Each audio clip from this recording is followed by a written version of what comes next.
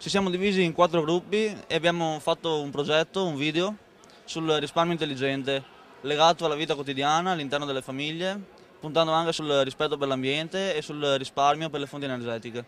Siamo rese più conto che, ripeto ancora, che infine nel futuro siamo noi, dobbiamo darci da fare per risparmiare sempre perché se no non si fa più niente. Risparmia oggi, costruisci il domani era il titolo del progetto a cui hanno lavorato 400 studenti dei centri di formazione ENAIP del Veneto, incentrato sul consumo consapevole e sul risparmio. Cartelloni, incontri nelle scuole filmati ed elaborati tecnici.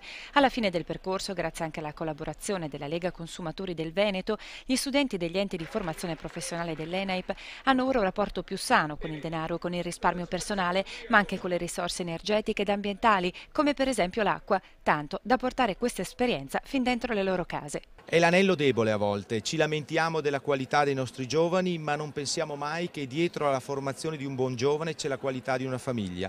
Riscoprire questo è una sfida fondamentale in un'ottica di sviluppo integrale della società. Hanno ad esempio prodotto una macchina schiaccialattine sul consumo, ma che può poi essere utilizzata chiaramente per un riciclo o anche, se volete, semplicemente per una raccolta differenziata, che comunque è un valore ancora da trasmettere.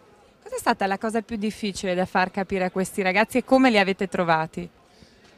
Ma probabilmente sul risparmio, nel senso che questi ragazzi comunque hanno da gestire un loro budget, anche se non lavorano, la maggior parte ancora non lavora.